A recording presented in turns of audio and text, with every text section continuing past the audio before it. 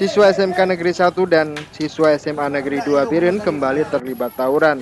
Akibatnya sejumlah fasilitas umum rusak dan aktivitas lalu lintas jalan lintas Banda Aceh Medan sempat mengalami kemacetan panjang. Sejumlah anggota polisi Polres Biren dikerahkan untuk membubarkan aksi saling lempar batu kedua siswa sekolah tersebut. Polisi juga sempat melepaskan tembakan gas air mata untuk membubarkan aksi ini. Seorang siswa terpaksa dilarikan ke rumah sakit akibat terkena gas air mata. Untuk menghindari tawuran susulan, para siswa kedua sekolah langsung diminta untuk kembali ke rumah masing-masing. Aksi tawuran kedua sekolah yang bertetangga ini kerap terjadi.